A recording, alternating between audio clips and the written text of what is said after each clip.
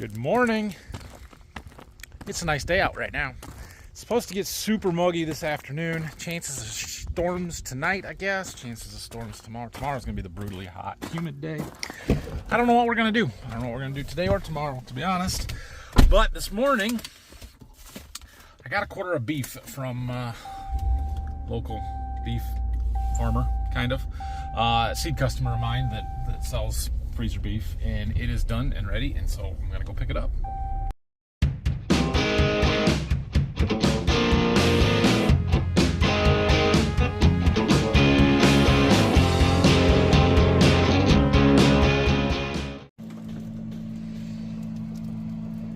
Beef got real expensive, but there it is. All right, well, that's done. I came back out to the seed warehouse. I hadn't been out here since we power washed the other day. The floor is almost dry, just a couple spots, so we can put our cardboard down and get some stuff reorganized. But check it out, I got a package. Let's open it up. This is from Sound Ag, the company that I had a kickoff meeting in Louisville last week with. And they sent me a little get started for 2024 kit here. We got some source hats. Dealer edition. Dealer edition. Does that mean I can't give them away to my customers? I don't really wear hats. So anyway, we got a pair of gloves. Very nice. A bunch of confetti that we don't need. We got another dealer sign. Well, I already got one of those. That's okay. We'll put it in the window over there or something. This, they told us they were going to send us this. This is a pH meter. And this is important because the pH of the water that you use when you spray this stuff matters. So now we can test that. We got seed digger tool. I have lots of those, but that's okay. Some handout literature.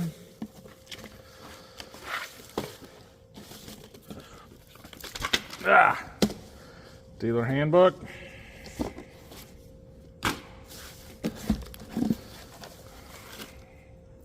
And some more handouts. Like that. I think that's it.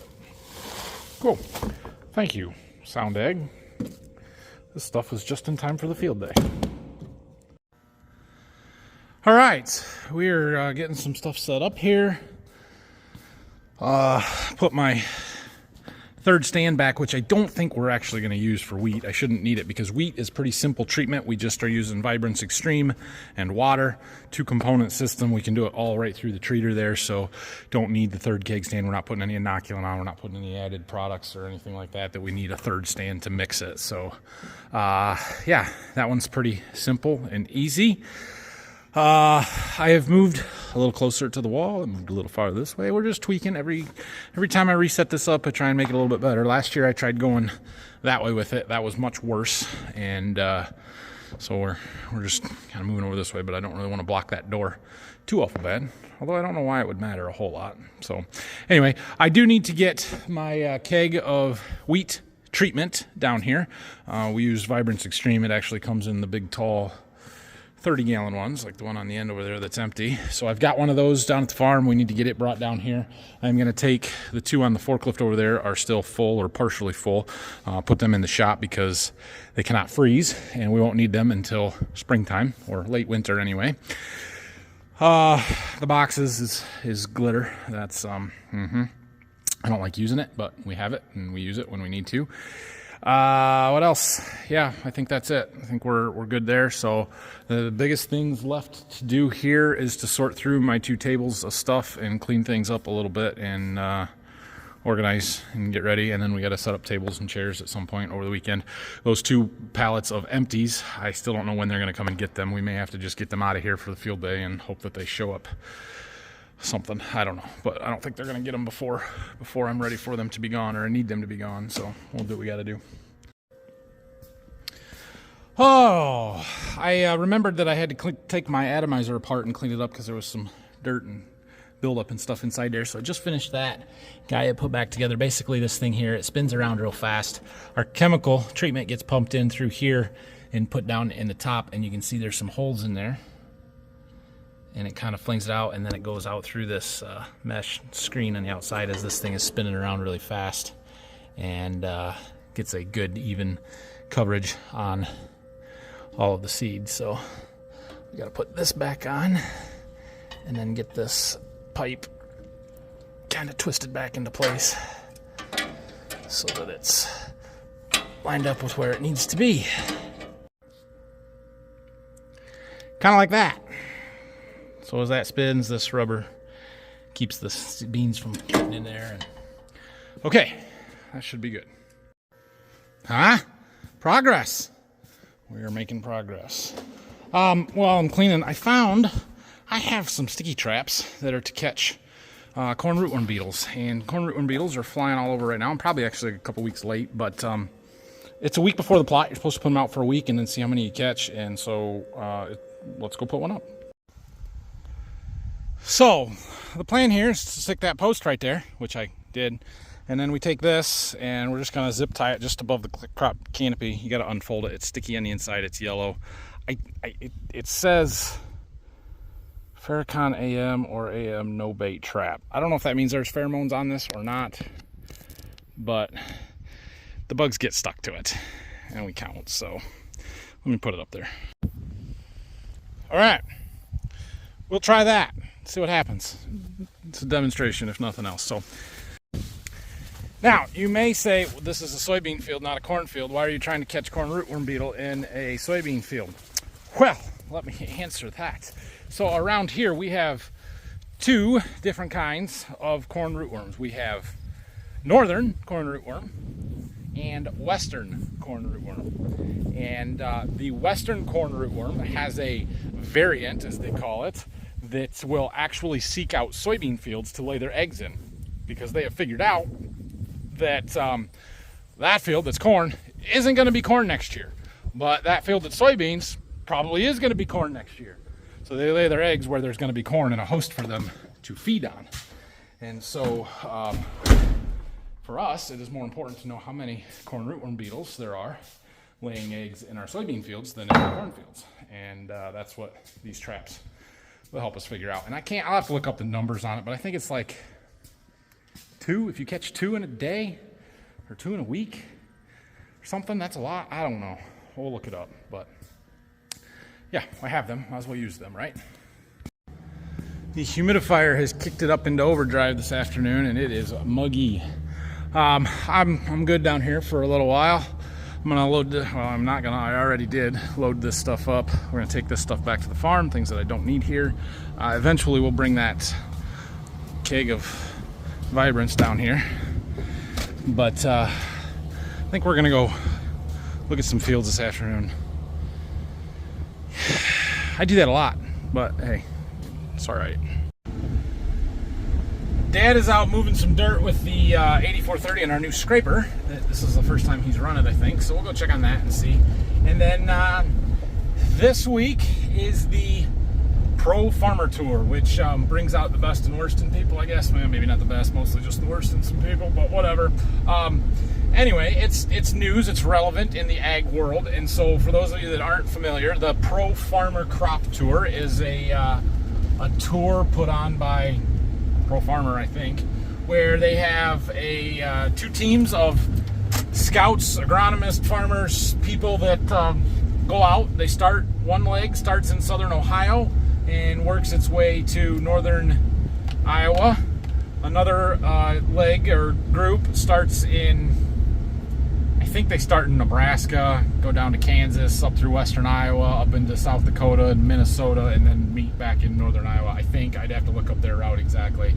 Anyway, they are scouting fields. They stop every so often, walk out into some fields, look at the stand, look at the ears, and try and estimate corn yields for the states and the areas that they go through and cover. And so that's big news in the industry right now this week, because their numbers and what they say can have a drastic impact on the grain markets.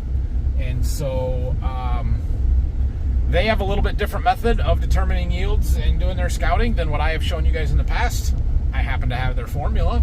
Well, let's go try it and see what we can find. All right, so I just went in the office and I printed off the sheet we'll talk about in a second, but let me tell you, it is very difficult to walk back out here after being in the air conditioning. What do you got here? Anyway, this is our formula for corn yields from the Pro Farmer. Oh, this says protocol for pre-Pro Farmer crop tour.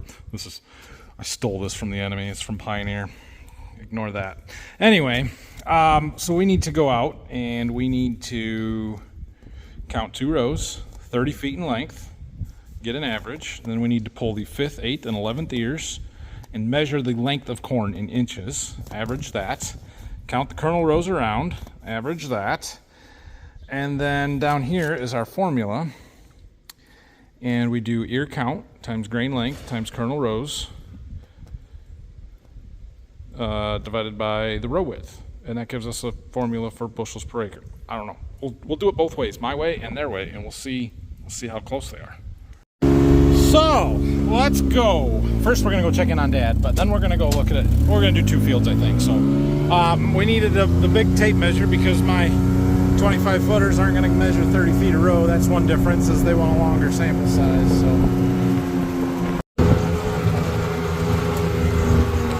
scraping the edge on the waterway there, it was too steep of a drop off, he said.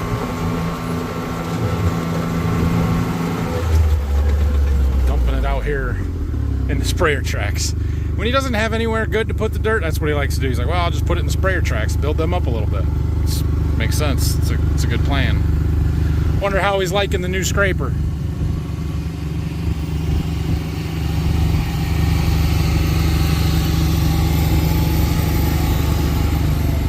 Oh, I'm gonna talk to him.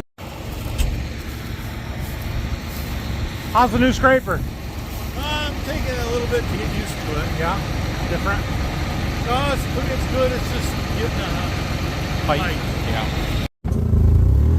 We'll watch him take another pass off of here and then go find some cornfields to walk. I'm gonna go to some we haven't been to yet this year. Haven't really looked at that close, just to see something different. He said getting the hang of it so you don't gouge has been the trick, but other than that, it's pretty similar to our other ones. This one's a direct mount instead of dolly wheel like our old small scraper, so it just works a little different. It's doing a good job. That's a pretty smooth cut if you ask me. Nice. Very nice. All right, let's go. Check this out. We're parking brake. Used to be patching, not anymore. Getting some 28 in fertilizer for next year's crop. Remember the other day we made a video about planting for 24? Well, that's part of it. It's getting our liquid fertilizer in, so we can store 28% liquid nitrogen through the winter here. So we fill up our tanks as much as we can in the fall. At the moment, we got a heck of a deal on it. Now, last year we paid for stuff this time of year, and it got drastically cheaper in season. Well, the price went up, and then it came back down, and I bought more at the same price in January, and then it crashed from there, and we could have gotten a lot cheaper. So, who knows if it's the right thing to do or not, but this is 2/3 of the cost of what we paid for 28 last year. I'd have to do the math on that, but a little over half, and it's a pretty good price, so that's a good thing. All right, cornfield, let's go.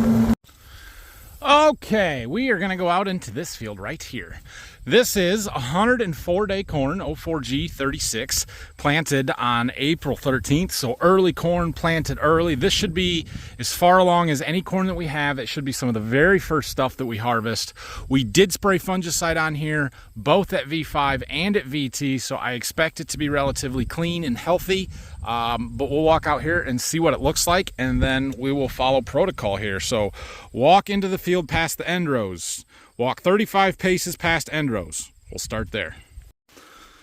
Finally made it inside the end rows. Okay, 35 paces. 1, 2, 3, 4, 5, 6, 7, 8, 9, 10, 11, 12, 14, 15, 16, 17, 18, 19, 20, 22, 23, 24, 25, 26, 27, 28, 29, 30, 31, 32, 33, 34, 35. Okay, well, we got a big gap right there, so that's not going to help, but whatever. That's the protocol. I'm making a mark. Now, measure off 30 feet. Let's do that. Okay, 30. It's right here. So, we're going to go back to the other end and start, and while we're walking back, we'll look at our leaves.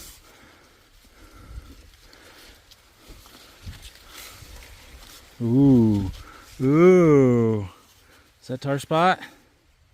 Sort of looks like tar spot. It's not raised. It's very early in its infection, if it is, or at least in its showing the symptoms. None of this looks terrible.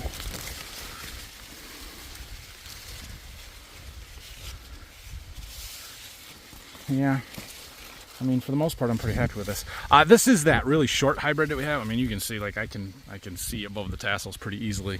Don't feel that I had considered spraying myself. I didn't end up doing that just because it wasn't worth the dollars that I was going to save to have to set the sprayer up to do it. So, yeah, we didn't. Okay, what does it say here? Count the number of ears in the 30 feet. Okay, so we got to count both rows, and then we'll get a number. Okay, we got 50 on this side. 50 is easy to remember. The other side's gonna be a little bit less, I would imagine. Ouch. 29. We got this big gap right here, and that just killed it. One thing I will note, this plant threw 2 ears. But yeah, 29. 29 is not good. Okay, so 29 and 50. We'll figure out the average. That is 39 and a half. So now we pull the 5th, 8th, and 11th ears. Okay. 1, 2, 3, 4, 5. Happens to be by a skip. 6, 7, 8, 9, 10, 11. All right. That's what they want. We will take those out and count them up or measure them and stuff out by the gator rather than in here. I want to take a stand count with my measurement of 17.5 feet and get our plants per acre, per thousandth of an acre, so that I can do this math my way too. The ears, we can use the same ears, but we'll just, yeah, you get it. Well, again, this is not a great spot. I would not have picked it if I was picking a spot. But that's the variability of the field. So this row had 30 ears, this row had 15. I guess we can average those. I don't know. We'll wind up our tape, get our stuff, and get out of the field here. Well, there's our 3 ears. Actually, they look really good. Those are long. Those are decent ears. So, according to Pro Farmer method, we need to measure the length of the ear, length of the grain on each ear. So, we're gonna try that. I do not super trust the accuracy of the end of this tape, so we're gonna start at 10. And I just had that held on there nice with 2 hands because 2 hands is easier than 1 hand. It looked like about 7 to me. We're gonna call that 7 inches. We'll be conservative in our estimates. So while I had that first ear, I also counted the rows around, or the kernel rows around. So that was next. That's 14, and I went ahead and counted the kernel length because that I need for my calculation my way. So we had a 14 by 48, 7 inches of grain fill. So we'll do the same for the remaining 2 ears. Wait. We measured wrong. I thought something seemed wrong. This tape measure starts over at a foot. So that's 1 foot 10, and I put it at 10 inches. I should start at a foot. So that first ear, when we start at 1 foot, it's actually 9, not 7. I thought that seemed like an awful long distance for 7 inches, but hey, what do I know? 9, that makes me feel better. Okay, next ear. Okay, we had a 9, an 8, and an 8.5, 14, 16, 14, 48, 44, and 45 in our length. So now we need to average all of those things. Okay, so here's our formula. We have ear count, 39.5, times grain length, 8.5, times kernel rows, 14.67. And then we're going to take that number and divide by 30. 164.16. I believe it for that spot with that stand. If we would have been over 1 row, it would be a whole different ball game, but okay. Just for the fun, let's see what it is when we use my formula. Okay, interesting. This is cool. All right, so what I did was take the average number of rows around times the average number of kernels per row. So this 14.67 times 45.67. And then I multiplied that by my average population, which on those 2 rows was only 22,500. And then I divide by 90, and we come up with 167.5, which is very close to their 164. Like that's reasonable. Now, what their formula does not take into account is any kind of kernel depth. Like there's no formula for kernels per bushel in there, no variable for that. And so what I do to compensate is to divide by multiple different kernels per bushel number, right?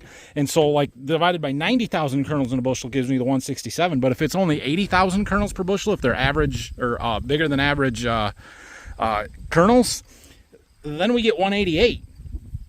And you can see how much that matters and why late season grain fill is so critical to our yield. But the potential is there for more. Now, if it was 100,000, it's going to be quite a bit less. I didn't do the math on that, but okay. We're going to go do one more field. Hopefully we have a better stand and we get better numbers. Okay, this is another field of ours that we are going to check. I'd have to look up the planting date. I do know this is 110 day. It was planted in April, but not as early as that last field that we were in. So we're not on end rows here, so we're just going to count in 35 rows because 35 paces. So it's a row. Yeah, it's fine. It's fine. Look at the size of that here. Flexing. All right, 1, 2. All right, this is about 35 rows. Green all the way to the bottom. I really like seeing that. We do have some disease presence in here. I don't know if that's northern or not, but whatever. Some of the bottom leaves, those are way down there, early leaves that are starting to die off, but heck, there's roots coming out way above them, so no big deal there. We do see a little bit of gray leaf spot, I believe. We'll have to look and see if there's any tar spot. But for the most part, pretty healthy corn. And this was sprayed at tassel and V5 as well, so it should be. 47 and 40, which is better average. It's good. This is a flex-eared hybrid, so it gets planted at lower rates in general than what I typically do. A lot of stuff. So anyway, we need ears number 5, 8, and 11. 1, 2, 3, 4, 5, 6, 7, 8.